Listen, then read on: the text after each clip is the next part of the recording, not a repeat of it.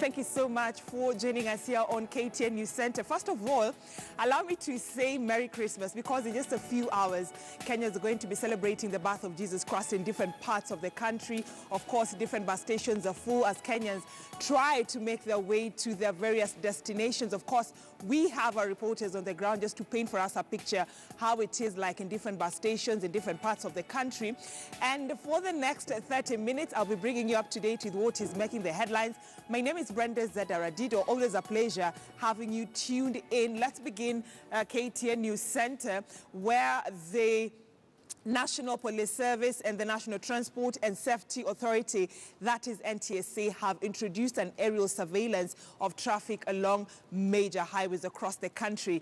This, the authorities say, will help ease traffic flow and swiftly bring traffic offenders to book and reduce road carnage, especially during this festive season. Now, here's KTN's Brian Obuye with what's happening on the increasingly busy highways. It is that season again, and for a good number of Kenyans, it is time to visit the countryside and check into their holiday destinations. This is usually characterized by the cruising of buses along major highways on higher rotation and mammoth crowds at various bus termini here in Nairobi. This also usually coincides with the horrible statistics recorded by the National Transport and Safety Authority, NTSA. The NTSA has traditionally reported more road carnage at this time of the year than during any other period. Bottom line, we must all exercise due care and attention while using our public roads. Equally, because of the upsurge in number of travelers, we have time and again insisted that everyone needs to plan their travel times carefully so that we don't find recklessness on our highways. I will recap. Before you use your vehicle, ensure it is in good condition. Make sure you're also in full charge of your faculties.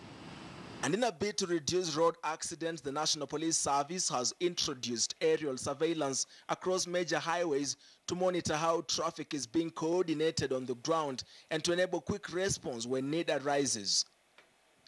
The aerial surveillance is said to be effected on the Nairobi-Nakuru Highway, one of the busiest roads in the country, as well as the Nairobi-Mombasa Highway, which connects the capital to Mombasa through Emali, Makindu, Mtito Andei, and Voi.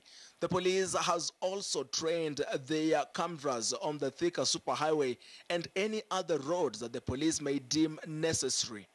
You can only be licensed to operate on a route that you ordinarily do not use for a maximum of 3 days. So you do not just wake up one morning and imagine that there are minimum passengers on a certain route, and off you go. You must get the proper authorization from NTSA. As a matter of fact, there is some work going on now in which we are going to be holding drivers much more responsible in a much better way than before. Several police crackdowns have already been launched on the ground along those major highways to try and ensure safety of all those traveling in this Christmas rush. Here in Nairobi, the various bus termini have started recording higher numbers of travelers than usual. Public transport operators are expected to get even busier on Christmas Eve, Monday. There are fears that some of the vehicles used on local routes may have been deployed to ply long distances given the higher demand for public transport. Brian Obuye, KTN News. There you have it. Kenyans ready to celebrate Christmas Day tomorrow on Tuesday, the 25th of December 2018. Let's talk to our Nyeri reporter, Ibrahim Karanja, who is on the ground just to paint for us a picture of what's happening in Nyeri County. And Ibrahim, good morning. And first of all, allow me to say Merry Christmas, though you're working. And of course, you need to bring Kenyans up to date. What is the situation like in Nyeri County, especially when it comes to transport? Has the transport been, fares increased, and are so many people traveling? Well, good morning, Brenda, and Merry Christmas to you. Indeed, it is actually a lot of fun working over Christmas because you get to see the activities as they happen. If it were not for this, most of us probably would have been traveling, just like the people who are traveling here, Brenda. And today the stage here in Nyeri is a beehive of activities. Lots of activities happening, people traveling. Brenda, I'll have to give way to this vehicle because actually this is what is happening. Every second a vehicle is moving out of this stage and people moving to different destinations. This is what is happening in Nyeri. It is the Christmas travel. And Merry Christmas, Merry Christmas, Merry Christmas. Yeah, this is what is happening here, Brenda, at the Nyeri stage. The activities are so actually it is a beehive of activities. I'll try to speak to some of the travelers just to know where it is they're going, how long it has taken for them to probably visit the places they are visiting today. And also we'll speak about the bus fares, transport. Is it expensive? Has the fares hiked? What I know, Brenda, is that the fare from or going to the urban centers has actually reduced, while the fare or the bus fare coming to rural areas has actually increased, Brenda. So we have seen like a fare for going to probably the capital city of Nairobi has significantly reduced, given that not so many people are traveling to that side of the country, given that at this very moment most people are actually traveling towards the rural areas. So I'll speak to one of the travelers here. Habari yako, you are live on KTN. Probably tell me your name and tell me where you're traveling to. Naitwa James Macharia. Mtaani wananiita Isnoaza. Pengine unasafiri unaelekea upande gani na Christmas iko vipi kwako? Christmas iko poa. Nimetoka Vika but ukiangalia fare imekuwa double. Kiwango tunalipa 250. Saizi wanalipisha punch. Saizi ni 500. Kwa hiyo ime double. Na pengine niulize, mwisho umekuwa pengine katika maeneo haya ya Nyeri lini ndio ukaja sasa Christmas hii? Nilikuwa hapa last year. So it's 1 year. 1 year. Okay. Well, Brenda, asante sana.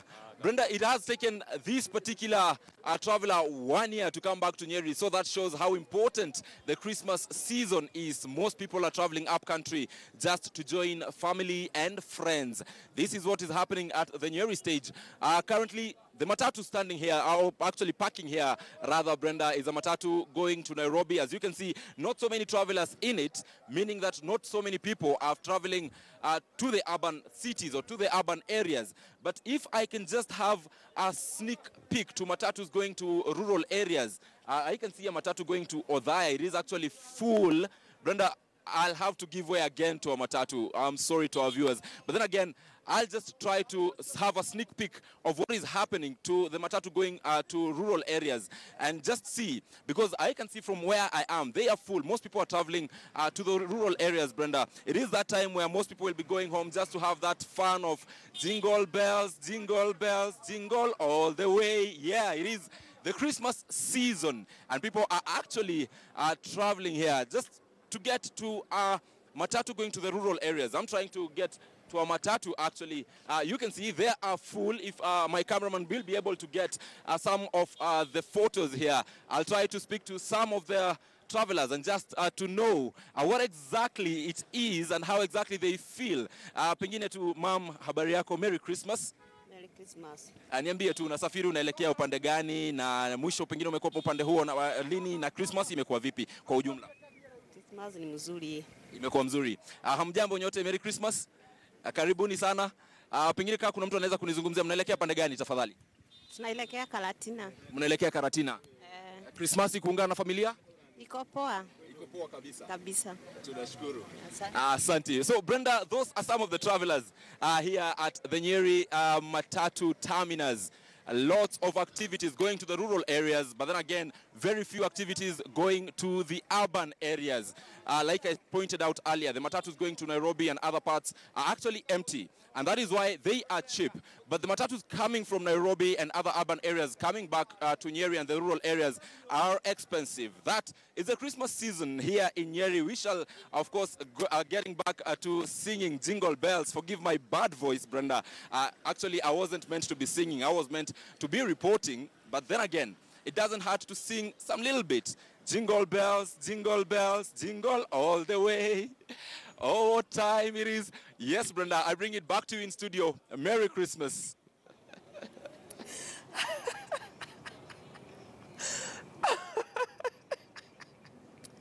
All right. All right. right, Ibrahim Karanja. I didn't know in your other life you also a singer. All right, so Karanja, before I let you go, okay, it's jingle bells, jingle bells. Yeah, of course, it's the Christmas season. But how is the situation like when it comes to traffic rules and matatu operators obeying the traffic rules that have been set by the government, owing to the fact that there's a crackdown that was being made a few months ago? That has actually stood out is that this Christmas season, after the implementation of the Michuki rules, is that traffic rules have been adhered to. Brenda, earlier in the morning, I saw traffic officers along the road, and they were actually just ensuring that they are enforcing Michuki rules. And those traffic rules, including fastening of safety belts, just checking the speed governors, and as well just ensuring that the matatus and other public transport vehicles have actually adhered to the rules. So, Brenda, this Christmas season, I'll speak also to some of the matatu operators just to know whether they still that enforcement that was ongoing. They'll tell us probably